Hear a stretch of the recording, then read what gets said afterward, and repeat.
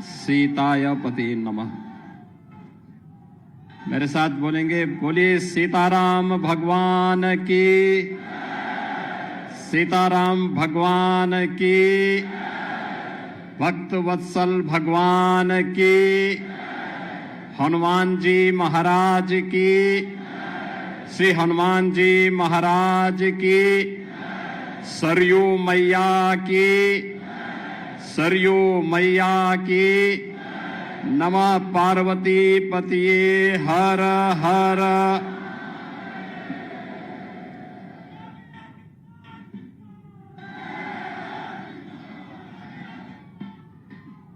प्रतिष्ठा द्वादशी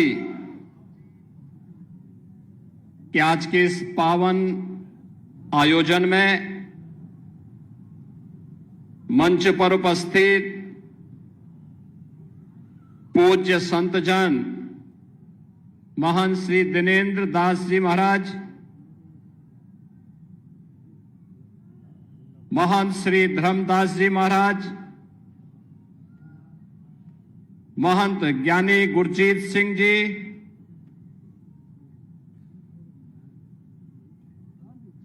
श्री राम जन्मभूमि तीर्थ क्षेत्र न्यास के महामंत्री सम्मान्य श्री चंपत राय जी, विश्व हिंदू परिषद के हमारे केंद्रीय पदाधिकारी माननीय श्री दिनेश जी, उत्तर प्रदेश सरकार के मंत्रिमंडल के मेरे सहयोगी प्रभारी मंत्री अयोध्या श्री सूर्य प्रताप शाही जी, जल शक्ति मंत्री श्री स्वतंत्र देव सिंह जी, महापौर महंत गिरीशपति त्रिपाठी जी, जिला पंचायत अध्यक्ष श्रीमती रोली सिंह जी, माननीय विधायकगण श्री वेद प्रकाश गुप्ता जी, रामचंद्र यादव जी, अमित सिंह चौहान जी, अभय सिंह जी, उत्तर प्रदेश सरकार के सलाहकार श्री अवनीश अवस्थी जी, श्री राम जन्मभूमि तीर्थ क्षेत्र के सदस्य श्री अनिल मिश्र जी, गोपाल जी, तीर्थ क्षेत्र ट्रस्ट से जुड़े हुए सभी पदाधिकारीगण और भारी संख्या में प्रतिष्ठा द्वादशी के शुभ आयोजन के साक्षी बन रहे देश के कोने कोने से आए हुए सभी पूज्य संतजन, भक्तजन और उपस्थित बहन और भाइयों, मैं सबसे पहले आपको, पूरे प्रदेशवासियों को, पूरे देशवासियों को और हर राम भक्त को प्रतिष्ठा द्वादशी की हृदय से बधाई देता हूं। उन सबके प्रति, आप सबके प्रति अपनी मंगलमय शुभकामनाएं भी व्यक्त करता हूं। हिंदू पंचांग के अनुसार आज ही के दिन ठीक 1 वर्ष पहले देश के यशस्वी प्रधानमंत्री आदरणीय श्री नरेंद्र मोदी जी के कर कमलों से 500 वर्षों का इंतजार समाप्त करते हुए श्री राम जन्मभूमि पर प्रभु श्री राम लला का मूर्ति प्राण प्रतिष्ठा का कार्यक्रम संपन्न हुआ था और इसीलिए 1 वर्ष पूर्ण होने के उपलक्ष्य में हिंदू पंचांग के अनुरूप श्री राम जन्मभूमि तीर्थ क्षेत्र न्यास के द्वारा आज प्रतिष्ठा द्वादशी के रूप में यानी पौष शुक्ल द्वादशी की इस पावन तिथि को आज प्रतिष्ठा द्वादशी के रूप में आयोजित करते हुए त्रिदिवसीय इस आयोजन का शुभारंभ किया गया है। स्वाभाविक रूप से 500 वर्षों का इतिहास और ये इंतजार, जिनकी दूरदर्शिता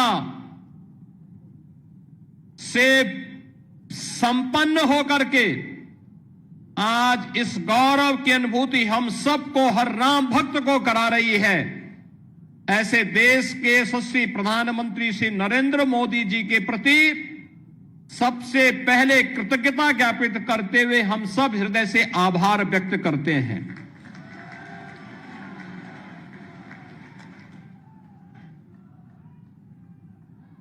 बहनों और भाइयों, इस अवसर पर श्री राम जन्मभूमि के लिए चले एक लंबे आंदोलन को, जो संविधान के दायरे में रह करके लोकतांत्रिक तरीके से जिस आंदोलन को एक मंच पर सजोने का काम राष्ट्रीय स्वयंसेवक संघ के मार्गदर्शन और नेतृत्व में सरदेव अशोक सिंघल जी ने आगे बढ़ाने का कार्य किया था, आज उनकी स्मृतियों को भी नमन करते हुए उन्हें मैं विनम्र श्रद्धांजलि अर्पित करता हूं। बहनों और भाइयों, यहां पर जो बात अभी माननीय चंपत जी कह रहे थे, 22 दिसंबर 1949 रामलला का अपनी जन्मभूमि में प्रकटीकरण होना,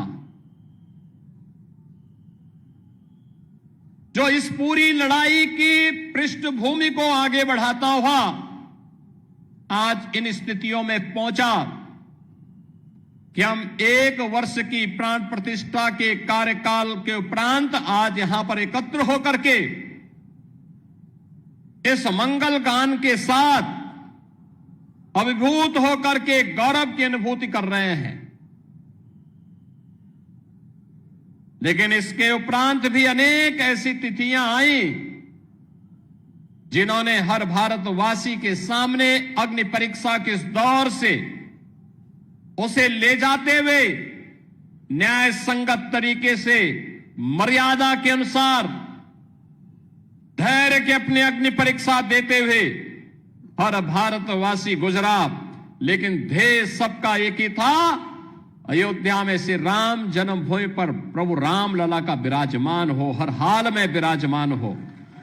और इसके लिए इसका शुभारंभ होता है 9 नवंबर 2019 को,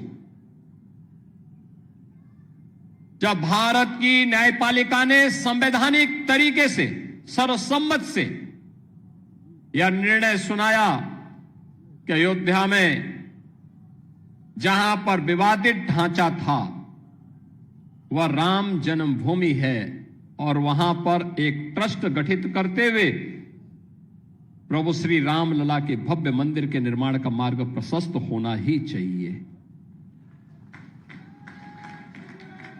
बहनों और भाइयों, यह कार्य संपन्न होने के उपरांत 5 अगस्त 2020 को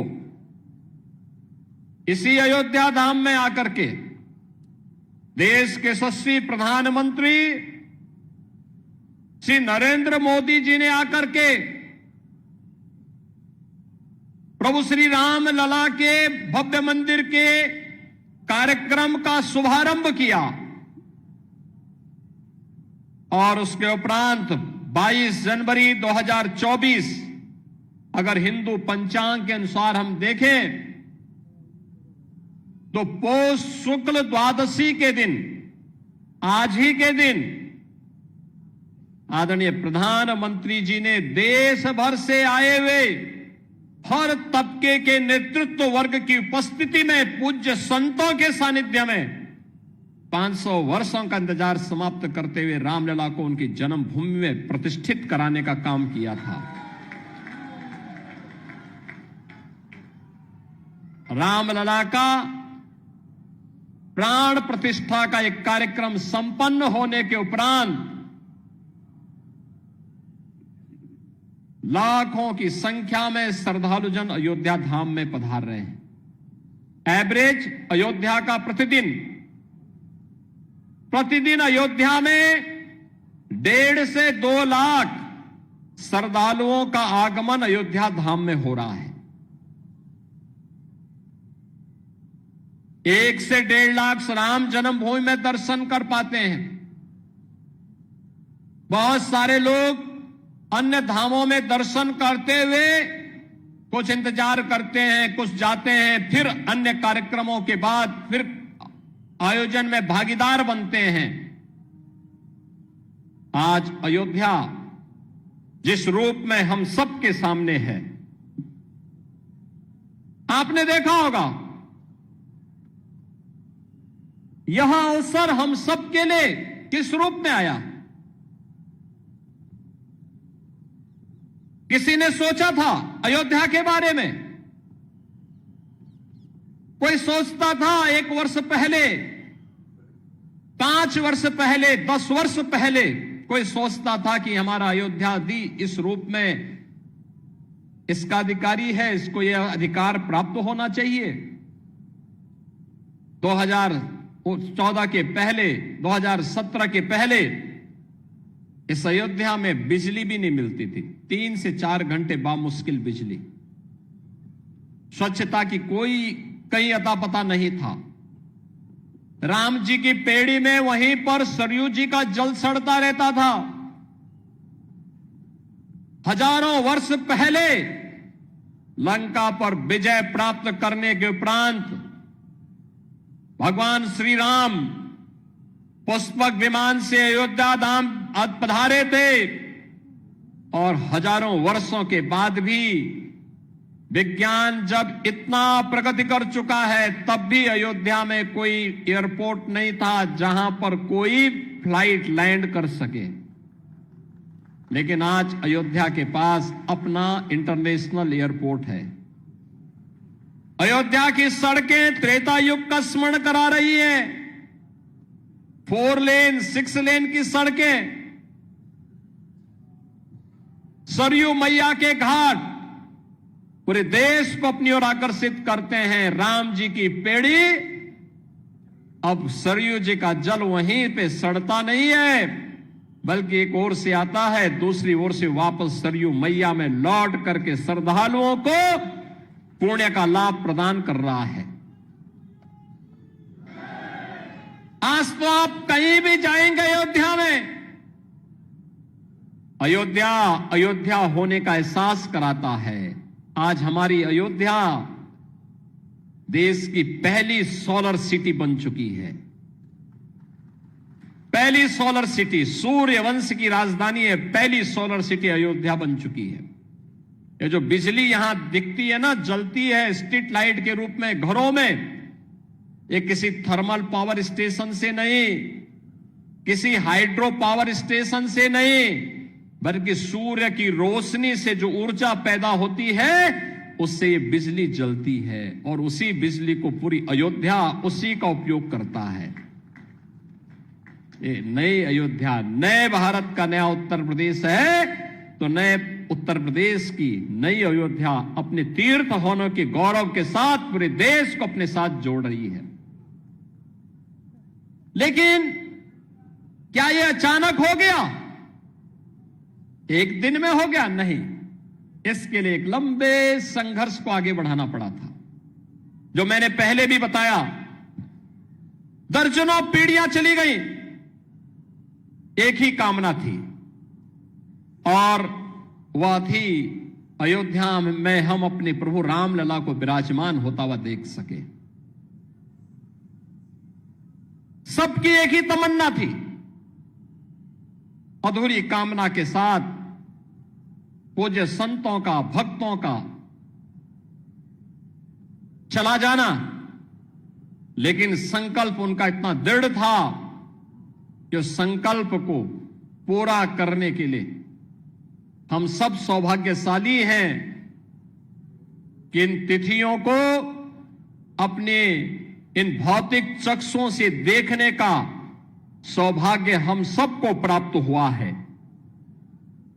बहनों और भाइयों, रामकाज के इन सभी कार्यों के लिए त्याग और तपस्या पूज्य संतों की थी, राम भक्तों की थी, और उन अनगिनत राम भक्तों, कार सेवकों, पूज्य संतों,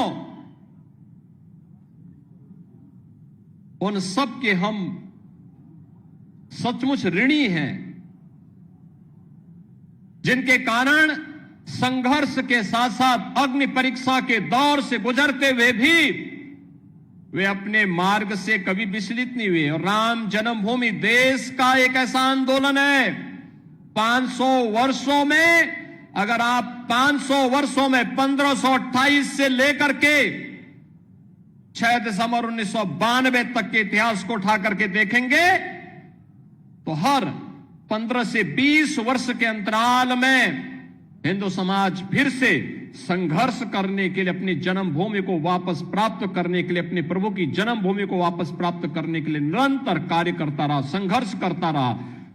जिस भाषा में शासन तंत्र समझता था उस भाषा में उन्हें समझाने के लिए वह कार्य कर रहा था। और अंततः यह अवसर आया जब पूज्य संतों के सानिध्य में राष्ट्रीय स्वयंसेवक संघ के नेतृत्व में सरदेव अशोक सिंघल जी जैसे युग दृष्टा नेतृत्व इस आंदोलन के साथ जुड़ता है, जिन्होंने कभी मान अपमान की चिंता नहीं की। एक ही ध्येय था, हर हाल में राम जन्मभूमि वापस हिंदुओं को प्राप्त होना चाहिए, रामलला का भव्य मंदिर का निर्माण होना चाहिए।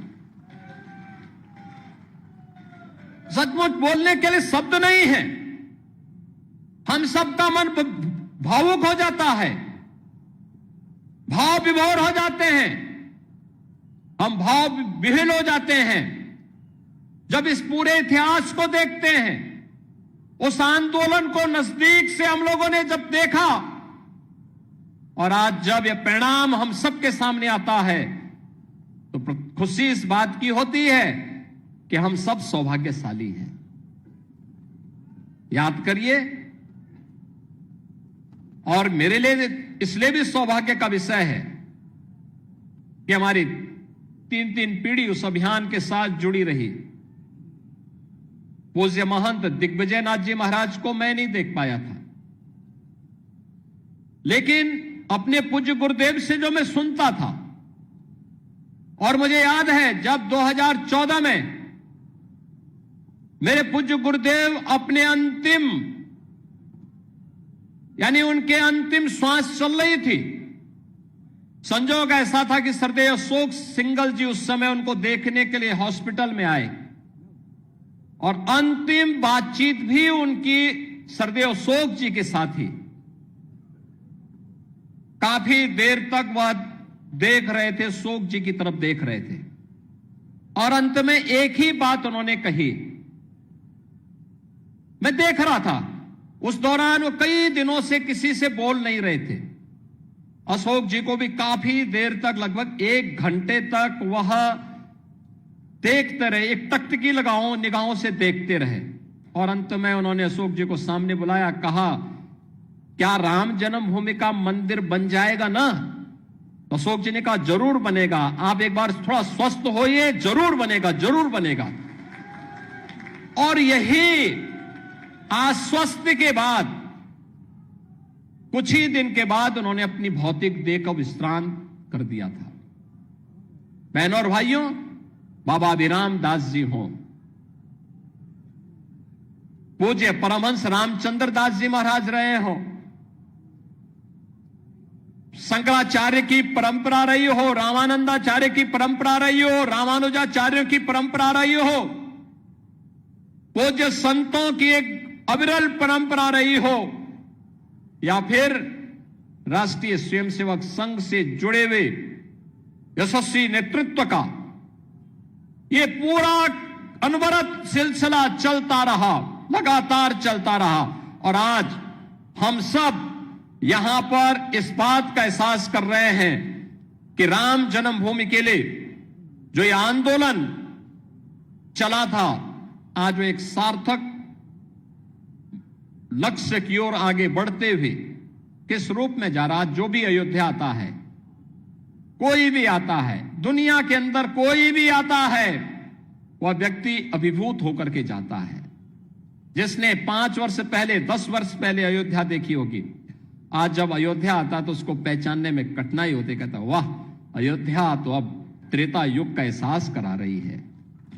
और हम कह सकते हैं अभी 1 साल 2 साल और देखें, जब ये पूरा परिसर, राम जन्मभूमि का पूरा परिसर अपने भव्य रूप में आएगा तो दुनिया का सुंदरतम नगर के रूप में, सबसे आध्यात्मिक, सबसे धार्मिक, पुरी के साथ साथ धाम के रूप में, दुनिया की सबसे वैभवशाली नगरी के रूप में हमारा अयोध्या धाम विकसित होने जा रहा है, उस ओर आगे बढ़ रहा है। श्री राम जन्मभूमि तीर्थ क्षेत्र न्यास ने पिछले 4 वर्ष के दौरान न दिन देखा, न रात देखा, न धूप देखी, न बरसात देखी, सबकी परवाह, किसी की भी परवाह किए बगैर केवल एक ध्येय के साथ कि रामलला की प्राण प्रतिष्ठा के कार्यक्रम के साथ जुड़ने के साथ ही मंदिर को भव्य स्वरूप देकर के कोटि कोटि राम भक्तों के अनुरूप यहां पर उस प्रकार की व्यवस्था देना है। और उसके लिए न्यास निरंतर निरंतर अहर्निश लग करके उसके लिए कार्य कर रहा है। बहनों और भाइयों, भक्तों की इच्छा के अनुरूप भले ही वहां पर सुविधाओं को आगे बढ़ाने का काम जिस मजबूती के साथ चल रहा है, पूरा परिसर एक बार भव्य रूप में आ जाएगा तो सचमुच सनातन धर्म के धार्मिक स्थलों को किस रूप में भव्य होना चाहिए, वह दृश्य श्री राम जन्मभूमि का यह भव्य मंदिर सनातन धर्म के सभी स्थलों के लिए एक नई प्रेरणा का केंद्र बिंदु बनने वाला है।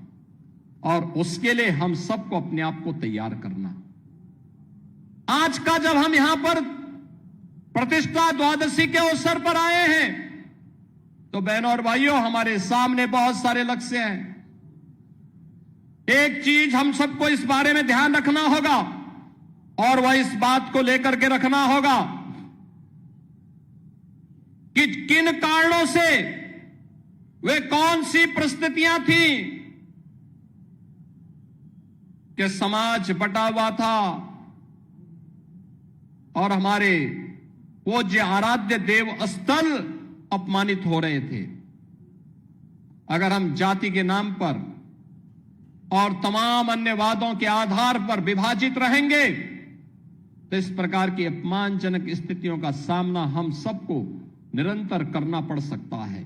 और इसलिए आज की आवश्यकता वही है जो न केवल हमारे वर्तमान को बल्कि भविष्य को भी सुरक्षित रख सकता है। उस एकता के सूत्र में बांधने के लिए, राष्ट्रीय एकात्मता के लिए कार्य करने के संकल्प के साथ जब हम जुड़ेंगे, याद रखना, राष्ट्रीय एकात्मता की कड़ी मजबूत होगी, सनातन धर्म भी मजबूत होगा, देश भी मजबूत होगा, हम सब भी मजबूत होंगे। लेकिन अगर हमारा देश कहीं किन्हीं कारणों से आपस में ही विभाजित होकर के कमजोर होगा, जातीयता की खाइयां चौड़ी होंगी, क्षेत्र और भाषाई आधार पर हम विभाजित होंगे, तो इसका खामियाजा सबसे पहले हमारे पूज्य धर्म स्थलों को ही भुगतना पड़ेगा, बहन और बेटियों को ही भुगतना पड़ेगा। उस प्रकार की स्थिति हम सबके सामने दोबारा न होने पाए, यह एक नया संकेत भी द्वादश प्रतिष्ठा का यह आयोजन हम सबको, प्रतिष्ठा द्वादशी का यह कार्यक्रम हम सबको इस नई प्रेरणा के साथ आगे बढ़ने के लिए प्रेरित कर रहा है। और इस अवसर पर मैं आप सबसे यही आह्वान करूंगा, मैं एक यही आह्वान करूंगा कि प्रतिष्ठा द्वादशी हम सबको राष्ट्रीय एकात्मता को मजबूती प्रदान करने के लिए आह्वान कर रही है। और प्रधानमंत्री मोदी जी ने प्राण प्रतिष्ठा समारोह के दिन, आज के ठीक 1 वर्ष पहले, देशवासियों से यही आह्वान किया था कि राम तो हमारे लिए राष्ट्र के प्रतीक हैं। राम है तो राष्ट्र है, और राष्ट्र है तो राम है। दोनों को अलग करके नहीं देखा जा सकता है, दोनों एक दूसरे के पूरक हैं। उत्तर से दक्षिण तक, पूरब से पश्चिम तक, इन्हीं आराध्य देवों के कारण आज वर्तमान भारत है। और इस नए भारत को आज जिस दिशा में प्रधानमंत्री मोदी जी के नेतृत्व में आज आगे बढ़ाया जा रहा है, इसके लिए हम सबकी जिम्मेदारी बनती है कि हम सब उस अभियान का हिस्सा बने, उस अभियान का हिस्सा बने। याद रखना, सत्य को अधिक दिनों तक कोई धुंधला करके नहीं रख सकता है।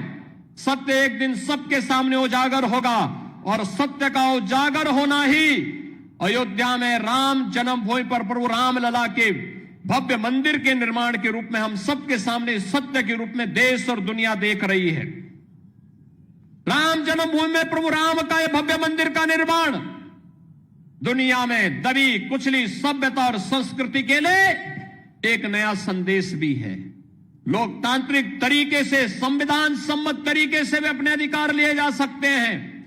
यह अधिकार अयोध्या में राम जन्मभूमि के लिए हुए अनगिनत बलिदान और उन सब मूल्यों के साथ अग्नि परीक्षा के दौर से बार बार गुजरने के बावजूद भी अपना धैर्य न खोना इस अभियान का हिस्सा रहा है।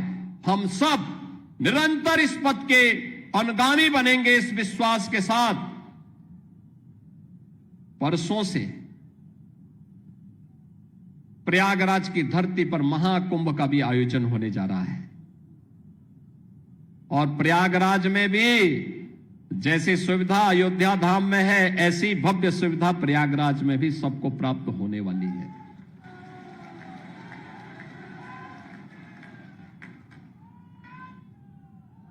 हम लोग कल ही वहां से आए हैं, पूरी व्यवस्था देख करके, अंतिम स्वरूप दे करके। और आप देखिए, कुंभ का मतलब, महाकुंभ का मतलब क्या होता है। देखिए, श्रद्धावान लभते ज्ञानम, आपकी श्रद्धा है तो बुद्धि, ईश्वरीय शक्तियां अपने आप दे देती हैं। और वही आज आपको वहां पर प्रयागराज में देखने को मिल रहा होगा।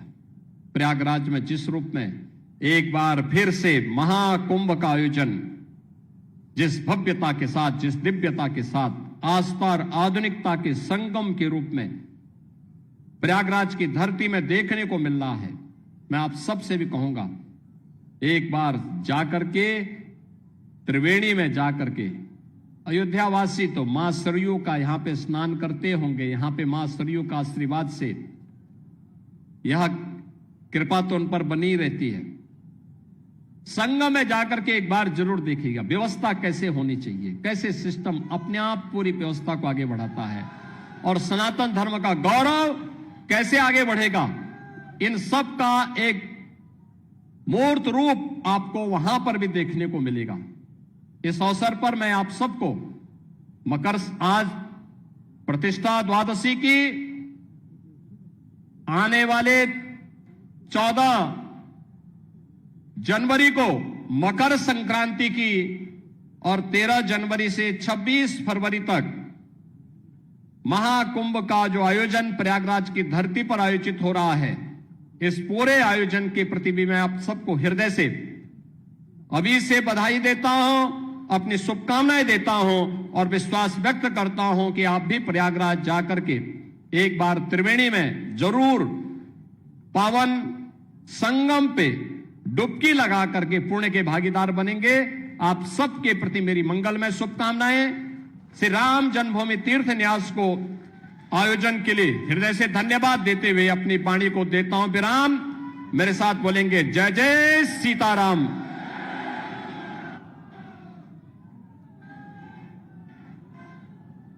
आपका आभार माननीय मुख्यमंत्री जी।